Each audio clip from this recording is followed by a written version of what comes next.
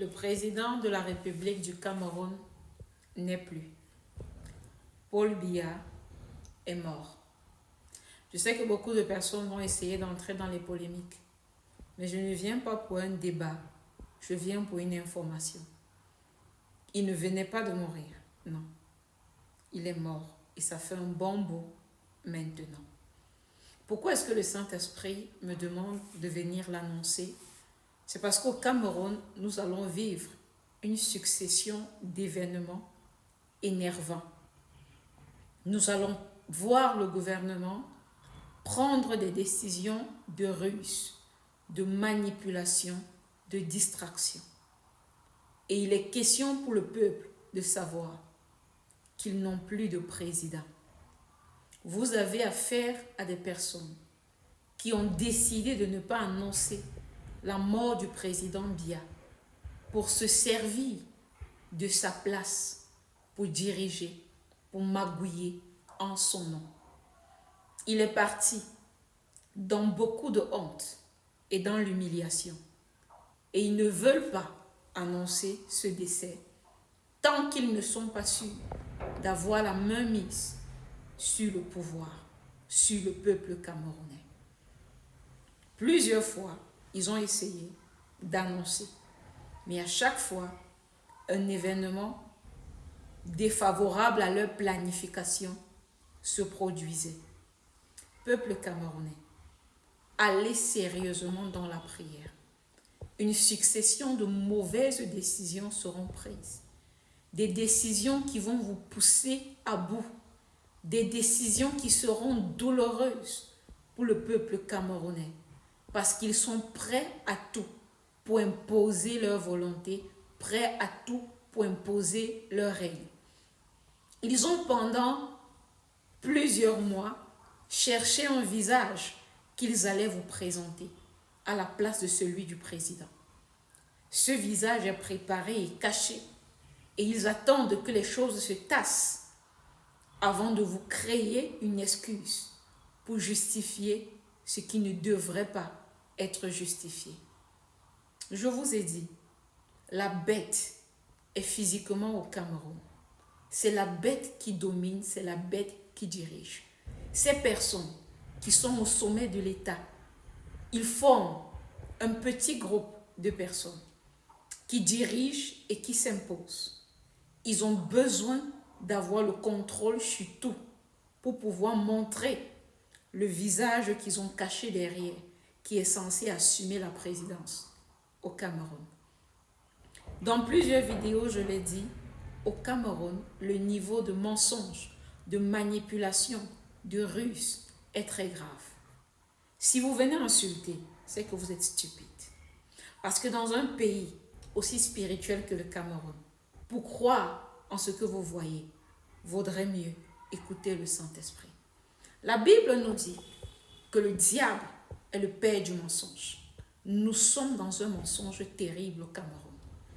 Une illusion a commencé et elle va aller grandissante jusqu'à éclater. Le jour où vous découvrirez la vérité, vous allez beaucoup pleurer. Vous allez vous rendre compte que vous vous êtes opposé aux mauvaises personnes et que vous avez célébré des personnes ténébreuses.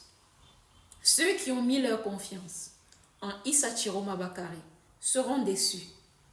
Il va prendre des décisions qui ne seront pas sages et il va se retrouver coincé dans ses décisions. Ce n'est pas le président du Cameroun. Il ne le sera pas. Faites attention. Dieu est physiquement sur la terre dans un corps de femme.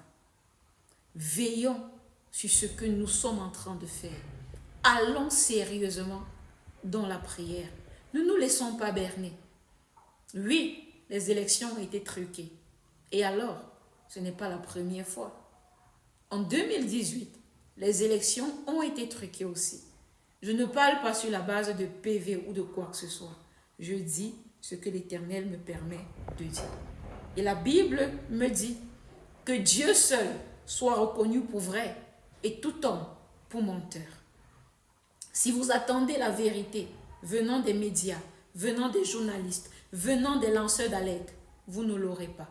je vous conseille vous-même d'aller dans la prière, chercher la vérité. Nous avons un malheur dans cette nation. C'est que lorsque les serviteurs de Dieu, ceux qui ont reçu le mandat de parler, se lèvent pour annoncer la vérité à la nation, ces prophètes qui sont déchus de la grâce de Dieu, ceux-là qui ont passé des années à mentir au peuple, se lèvent pour faire des distractions, pour créer des mouvements de dérision, afin que le peuple ne s'attache pas à la vérité. La Bible dit, vous connaîtrez la vérité et la vérité vous affranchira. Je vous l'ai dit, le président de la République du Cameroun, ils ont dit qu'il est réélu, ils ont réélu un cadavre, parce qu'il n'est plus. Il n'est plus. Si vous n'allez pas dans la prière, je vous assure que les décisions qui seront prises seront alarmantes. Alarmantes. Il y aura une succession de très mauvaises décisions au Cameroun. Et plus ils vont prendre ces mauvaises décisions, plus ils vont commencer à s'accuser mutuellement. Ils vont s'accuser et personne ne voudra lâcher prise. Ils vont pousser le pays dans un chaos.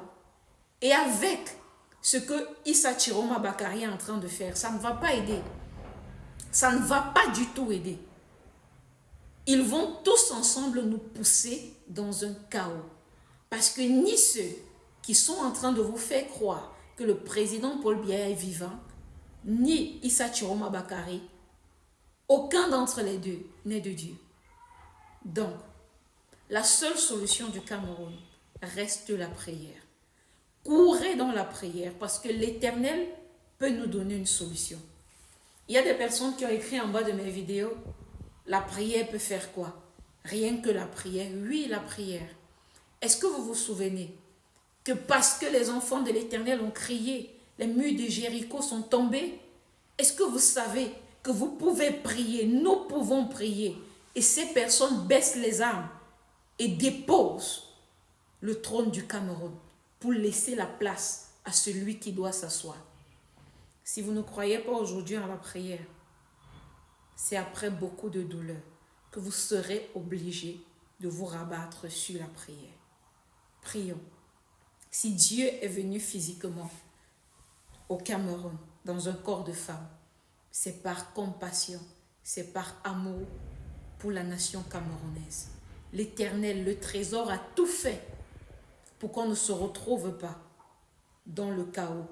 Mais nous sommes en train d'y aller. Faisons attention. Nous sommes en train d'y aller.